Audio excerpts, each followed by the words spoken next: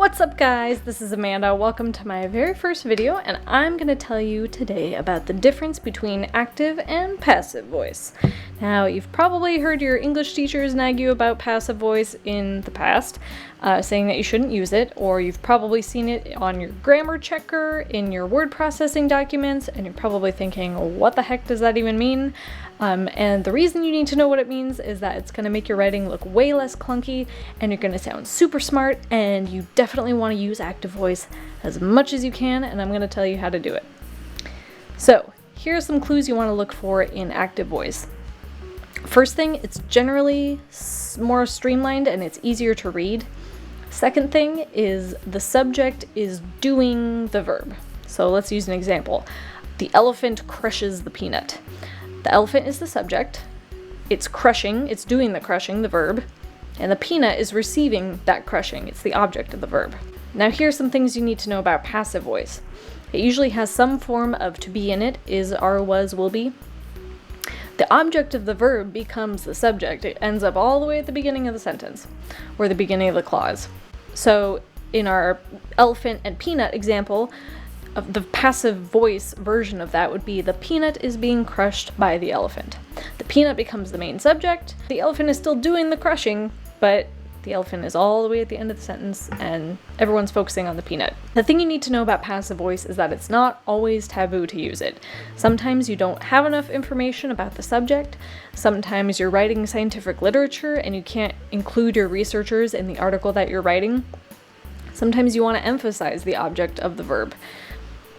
But most of the time you're probably using it wrong, or you're writing lazy, and you don't sound as smart as you could. So let's look at a few examples and see if we can change them from passive voice to active voice.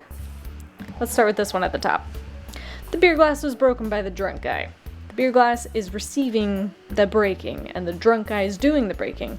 So our drunk guy is the subject. The drunk guy broke the beer glass. Notice that the form of to be is in past tense, so we also use broke, past tense of break. The sneeze muffins are served by the insane chef. I used to be a hostess in a restaurant, but I promise we never ever did this to people that were rude to us. The insane chef served the sneeze muffins. So our insane chef is the subject doing the serving, and the sneeze muffins are receiving the serving. The VIP section will be occupied by Morgan Freeman, because why not? So Morgan Freeman is the one doing the occupying. Will occupy the VIP section. Pretty cool.